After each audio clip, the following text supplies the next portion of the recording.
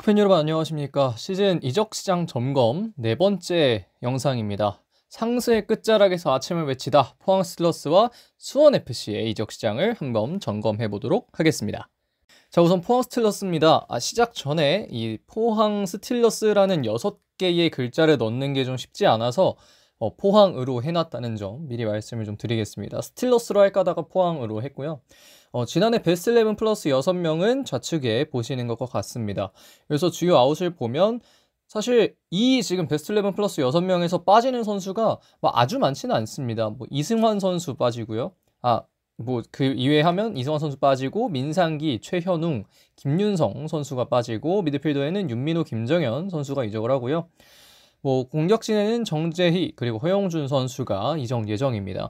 정재희와 허용준의 이적이 베스트 11 플러스 6명에 해당하는 유의한 이적이라고 생각할 수가 있겠고요. 반면에 주요 2는 사실 신인급 선수를 제외하면 포항 스틸러스 같은 경우에는 아직 많지 않습니다. 사실 이미 기존 자원들, FA 자원들 재계약하는 데에도 어느 정도 재정을 사용을 했고, 그렇기 때문에 아주 큰 영입들이 많진 않을 뿐더러 주닝요 영입에도 어느 정도는 품을 좀 들였기 때문에 포항 스틸러스 같은 경우에는 신인급 선수 제외하면 이 정도가 나온다고 볼 수 있고요. 다른 영상에서도 그렇듯 저는 신인 선수들은 웬만하면 주요 인에서 제외하는 편이기 때문에 이 정도로 볼 수 있겠습니다. 자, 그렇게 해서 올해 예상 베스트 11을 보면 사실 지난해에 말 즈음 봤던 그 라인업과 크게 바뀌진 않습니다. 황인재 키퍼의 백포에는 이태석, 이동희, 정민광, 신광훈, 위쪽에 홍윤상, 오베르단, 김종우, 주닝요, 위쪽 그 위에는 이호재와 백성동인데요. 이 자리에 주닝요나 이태석이나 이런 자리에 완델손 선수가 들어갈 수도 있겠고요. 김범수 선수가 특정 자리에 들어갈 수도 있겠고, 미드필더진의 어떤 자리 변화 같은 건 좀 있을 수 있겠죠. 하지만 기본 4-4-2 정도로 봤을 때 이렇게 나올 것이다 라고 대강 얘기를 할 수 있겠고요. 2024년 앞에서 봤던 그 베스트 11의 가치는 460만 유로로 하나약 69억, 올해의 가치는 530만 유로로 하나약 80억 정도 나오는 상황입니다. 앞에서 말씀을 여러 차례 드렸지만 이건 다 트랜스퍼 마케트 기반이고요. 한 줄 평을 따지자면 저는 공격력의 강화는 어느 정도 있었다고 생각합니다. 이 신예급 선수를 제외하면 김범수와 준닝요 모두 윙어 자원이잖아요. 그런 걸 생각해 보면 공격력 강화에 조금 초점을 더 뒀고 큰 빈틈이 보이진 않는 포항 스틸러스입니다. 늘 포항 스틸러스가 가져온 전력이 그랬지만 특출나게 어느 한 지점이 엄청나게 강력하다 이런 거를 느끼기보단 전 포지션이 밸런스가 굉장히 좋다라는 생각을 많이 하게끔 만드는 팀 구성을 늘 만들어 오잖아요.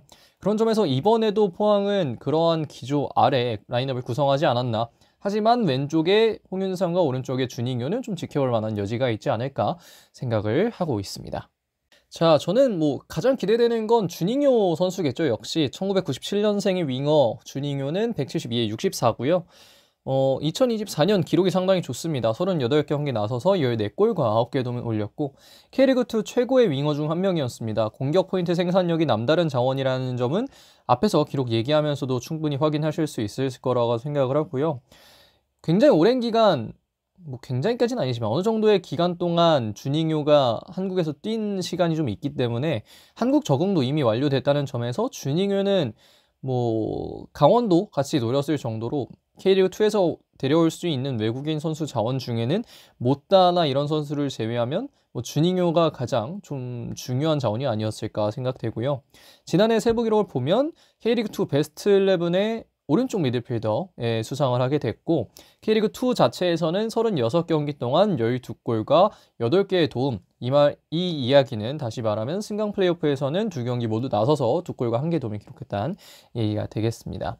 앞으로의 기대치를 생각해보면 홍윤상 선수와 좌우에서 잘 흔들어줘야 합니다. 앞에서 말씀드렸다시피 왼쪽에 홍윤상, 오른쪽에 주닝요는 K리그1에서 상당히 파괴력 있는 공격 라인으로 우리가 모두 생각을 할 수가 있는데 공격 포인트 생산 능력은 충분한 만큼 오른쪽에서 주닝요가 홍윤상의 부담을 조금 더 덜어줄 수 있다면 두 선수 모두 시너지 효과가 날 수 있을 것 같다는 생각도 좀 들고 주닝요 선수를 영입하기 위해 이정료도 사용했고 최현웅도 보냈고 김정현도 보냈습니다. 따라서 이 유망주 둘을 보내고 이정료까지 쓴 이유를 주닝요 선수가 좀 증명을 해야 하지 않을까 생각이 되고 그런 만큼 주닝요에게 기대를 걸지 않을 수 없는 것 같습니다. 자, 그럼 포항 스틸러스에 대한 이적 시장 점검은 여기까지 가겠습니다. 자, 다음은 수원FC 보겠습니다. 지난해 베스트 11 플러스 6명 왼쪽에서 보고 계시고요. 그래서 주요 아웃을 좀 보면 노동건 키퍼 서울 이랜드로 이적했고요. 수비진에는 박철우가 입대 예정이고 잭슨, 김상원, 곽윤호가 각각 이적 혹은 FA로 팀을 나선 상황입니다. 강상윤 같은 경우에는 전북으로 다시 복귀를 하게 됐고요. 황순민은 FA, 정승원은 서울로 역시 FA 이적을 하게 됐습니다. 그 공격진에는 한교원 선수가 다시 한번 전북 현대로 임대 복귀를 했습니다. 주요 인을 보면 전북에서 황재윤 선수를 데려왔고요. 수비진에는 이지솔, 황인택, 김재성, 이태근 4명의 선수 영입했고 미드필더진에도 장윤호와 서재민 선수를 영입했습니다. 그리고 공격진에서는 박용희 선수와 이준석 선수가 영입이 된 수원FC입니다. 자, 수원FC의 베스트 11 가치도 한번 봐야겠죠. 지난해 베스트 11 가치는 452.5만 유로, 하나 약 68억이었습니다. 올해 예상 베스트 11을 보면 지금까지의 어떤 영입들을 미루어 보았을 때는 키퍼 안준수, 백포의 서재민, 김대한, 최규백, 이용, 위쪽에 윤빛가람, 노경호, 이재원, 그 위에는 안데르손, 지동원, 이준석이 꽤 유력한데요. 이렇게 되면 412.5만 유로로 약 40만 유로 가량 약간 떨어지는 상황입니다. 아무래도 정승원의 이적이나 뭐 여러 부분들이 좀 영향을 미쳤다고 할 수 있겠는데요. 사실 수비 라인 뎁스의 보강은 확실합니다. 이지솔, 뭐 황인택, 이태근, 뭐 서재민, 그리고 또 누구 있었죠? 김재성. 이 선수들은 K리그2에서는 정말 알짜로 불렸던 자원들이고 굉장히 유망하다는 평가가 좀 많았던 자원들이기 때문에 수비 라인 뎁스에서의 보강은 확실하다. 그리고 김은중 감독이 아직까지 이끌고 있기 때문에 이런 유망주들을 키우는 데에도 수원FC가 분명 능력을 보여줄 수 있다는 생각이 들고, 그렇기 때문에 그런 기조는 참 잘 잡았다고 생각하는데요. 하지만 공격 방면에서도 어느 정도에는 영입이 있어야 된다고 생각이 되는데 아직은 영입이 없다는 점이 좀 아쉽고 아마 외국인 선수 영입을 하지 않을까 싶은데요. 이런 것들은 뭐 이적 시장 끝날 때까지는 계속 좀 지켜봐야 하는 점들이 아닐까 생각이 됩니다. 자, 어떤 선수를 가장 기대되는 선수로 해볼까 좀 고민을 많이 했는데 저는 서재민 선수를 뽑아봤습니다. 97년생의 윙어와 윙백을 모두 소화할 수 있는 서재민 선수는 지난해 29경기 나서서 2개 동기록했는데요. 사실 K1에서의 기록은 뭐 대구, 인천을 거쳐서 3경기밖에 없지만 K2에서 100경기를 뛸 정도로 많은 경험을 쌓은 선수입니다.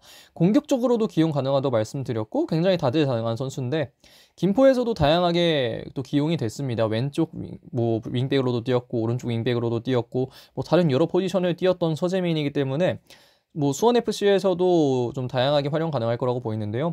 지난해 K리그2에서는 28경기 2개 도움 올렸고 코리아컵에서는 1경기를 소화했습니다.